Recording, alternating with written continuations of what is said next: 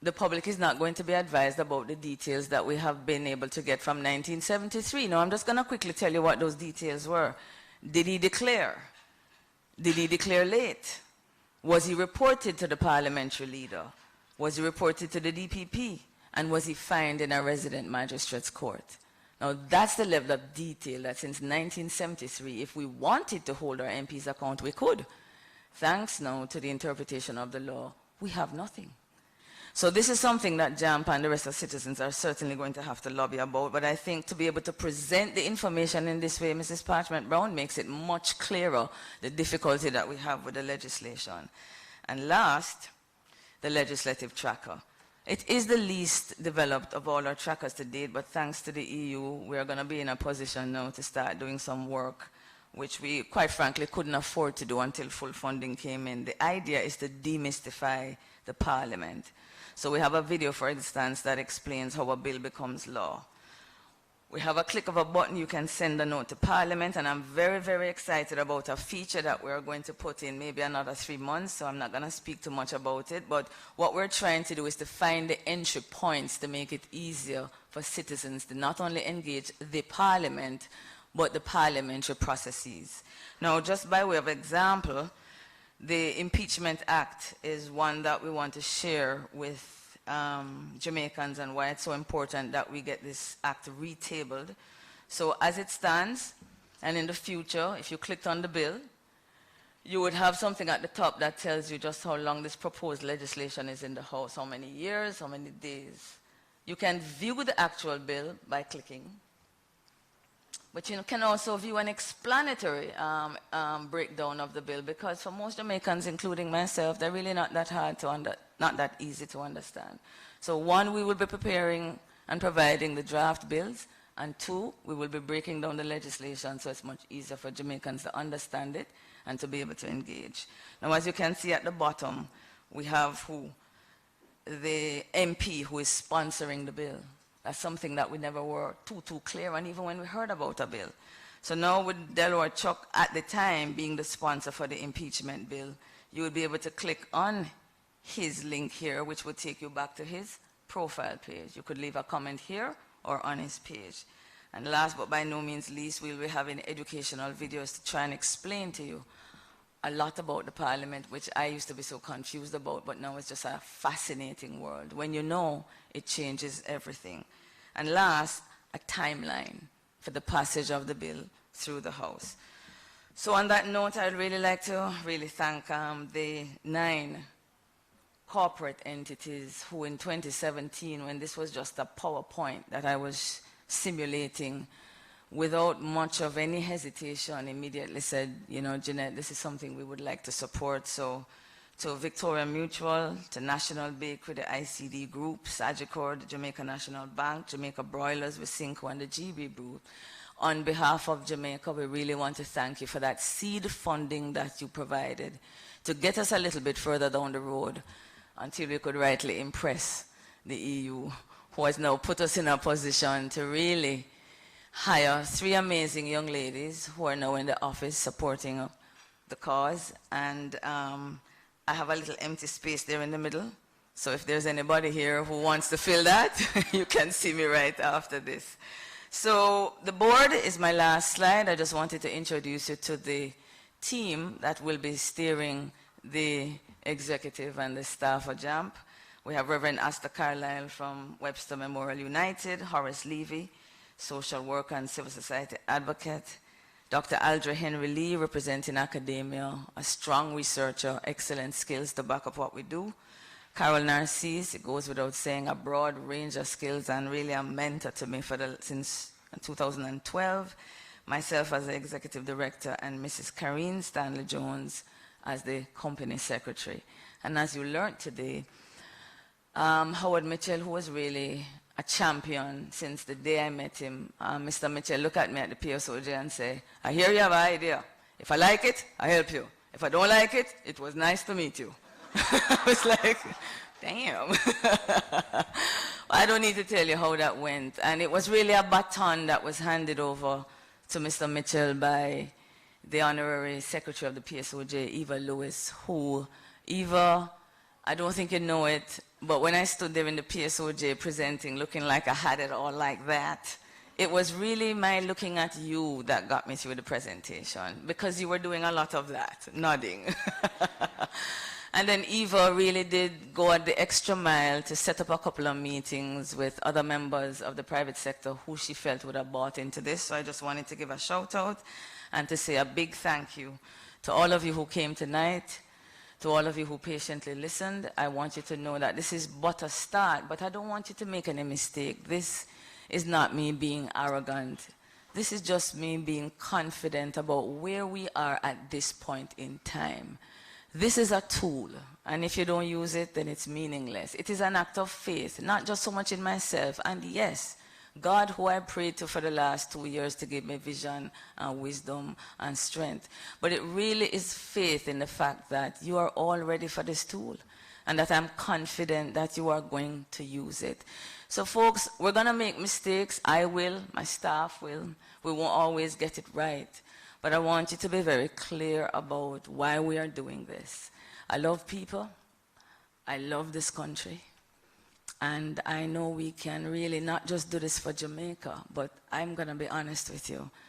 The Caribbean and the world is waiting for us to get this right, so that we can give them and export a governance model that other nations are in need of, and not just ourselves. So let us be clear about what the picture is. Right? Thank you.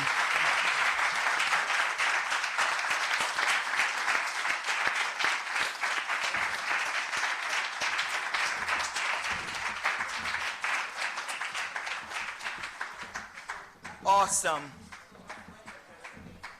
Oh, so that web address. So as of tonight, www.jamp.org. Thank you. And that, ladies and gentlemen, is JAMP. Jamaica amped to make Jamaica the place of choice to live, work, raise families, and do business. Exciting, dynamic, powerful. The food awaits you, and I see many of you ready to leap up off your seat. Some of you have questions, however. So this is how we're going to do this.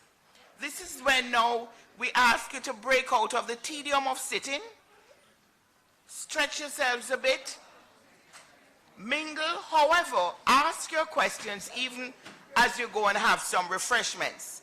So do we have any questions? Why am I shouting? Right? I know nobody has any questions. Well, here is food for thought as you go towards the food. We have to be excuse bold. me? A question over there? I do have one question. Yes, sir. There you are. Yeah, I was just curious about how the data would be grabbed as information changes. That's it. Whether it would be through maybe a scraper or directly from different offices. Just curious. Okay, fine. So we just pause for the cause of taking a photo up right there with the executive director of JAMP. And she will answer that question.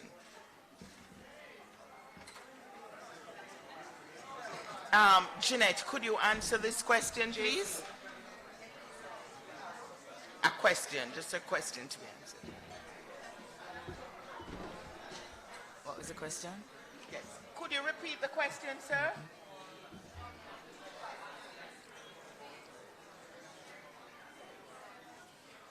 Yes. Hi, Jeanette. Hi. Hi. I was just wondering about how you would be grabbing the data once information is released and changes. Well, once the information is released and it changes over time. Like how would you would be going directly to maybe different offices? Okay, great. No, that's one of the reasons we started with the Auditor General's Department. Right. Because the AG really makes an effort to make her reports available without us even having to contact them. That's the first thing. The second thing is that those reports are written in a language that's very easy for citizens to understand. Thirdly, there is going to be need to what we call archiving the data. So it's never a case, because our stakeholders are not just civil society advocates, but academicians also. There's a whole university that is studying government and administration. So even when a breach is supposedly rectified, it is archived so that you can still know in perpetuity and posterity what actually had happened. When you said changes are taking place, you're meaning that the kind of reports that the agencies give? Right. But I think it's just a matter of building relationships. We start now with what they provide. And I believe that as JAMP grows, we're going to have what is almost like an informal partnership where as the reports become available, they actually get sent to JAMP once it has been tabled in the House. So right now we are going to, I have a feeling that over time, as we use the portal, those reports, once they're tabled in the House, will come to JAMP, just as a matter of due process. Okay. That's what I'm thinking. All right, thanks. Yeah. Hi, Jeanette. I just wanted to repeat how important this venture is for our governance process. Yes. I'm waiting with great anticipation. I remember the early days, but I must admit I'm a little nervous about the kind of pushback you could get. I mean, everybody in this room is here because we believe in it and we know it has to happen. But outside of this room and in some other places, they may not be so welcoming of the idea. So I am just affirming that you will have the support to put in place whatever technology you need to put in place, cybersecurity, protection, and all that kind of thing to make sure that it works. Yes. Well, I think one of the ways we're hoping, Judith, to minimize the pushback is one of two things. JAMP isn't creating the information. This is information from government, about government. We're simply making it more accessible. That's one. Number two, we really don't see ourselves as antagonists of the government. We have a prime minister who has said that this is something he wants, and therefore we actually see the government as one of our stakeholders. So in other words, the PAC right now, Judith, would like to have access to this kind of information. What has happened to the instruction that we gave to a permanent secretary? JAMP is saying, you are our stakeholder. We are working with you. I think most people think of accountability and civil society as, oh, we're doing this, you know? We're in your face. We want to show you up. I want to repeat that we actually want this to be a walk of commendation and not just a walk of shame. When it is necessary, fine, but we actually want to commend the members of parliament who are doing well and encourage them. I think it was Mrs. Parchment-Brown who said it's a thankless job and it's a tough job. And I am realizing from the data, Judith, that some of them are really doing some things that really deserve an applause and we didn't know about it. So that's part of it. It's not an antagonistic approach. And that's one of the ways we're hoping that the pushback will be less when they recognize that it's not about a finger wag in the face approach. Yeah. A quick one. Thank you very much, Jeanette, and for the team. Congratulations. And is there an interactive aspect to the website or a projection that could occur? I haven't been on it yet. That's why I have to ask. Define interactive. Meaning that I can, a chat opportunity. Yes. Okay. Yes, there's a chat opportunity that on almost every page, you treat it like the gleaner. So for example, you can leave a comment on the page, but it will show up on your social media. You also have the interactiveness in terms of communicating with your member of parliament or with your prime minister through the portal. Now, just let me quickly say, you remember when we were doing NIDS? Now, the government was actually interested in what people had to say about NIDS, but we were all using different hashtags, which really made it very difficult for the minister to track what the comments were. Now, if we encourage citizens to leave the comments through the portal, It still shows up on your timeline, but what the government would have is a repository of One information space. about how we feel. So it is interactive in the sense that we communicate with them, but we communicate with each other through the portal. And you will get feedback from those who, you know, want to build this. For That's those who, fantastic. absolutely, that's what we believe. Thanks so much. Yeah, sure.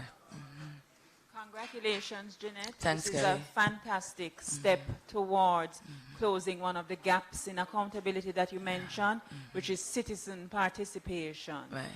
Is there part of your plan? How are you going to get citizens to engage, given the statistic quoted by the political ombudsman earlier, that 66% of people perceive that giving a criticism or making a comment, they're afraid of victimization, because the utility of this tool has to come from mass. Yes. You have to have a critical mass across the spectrum using it. Is there a plan to encourage people to use it in a constructive way? Right. Otherwise, Yes, the answer is yes. Part of our proposal is not just to build it and assume people will come. I mean, you know, when something is novel, people come. But part of what is in our project programming is to go into schools, is to go to the professional clubs, the Kiwanis, is to go to the Citizens Association, is to go into the church. So we are bringing it to them, breaking it down, showing them how to use it. And with regards to the question about victimization, that's one of the good things about technology.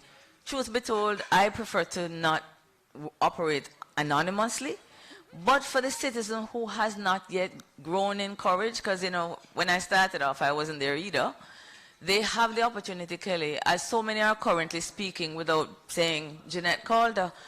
Before we had the device, I would have to literally come in front of you or come to a meeting, and then the victimization would be a problem. So we think the portal is a doorway, but at the same time, it provides a veil that some citizens might need.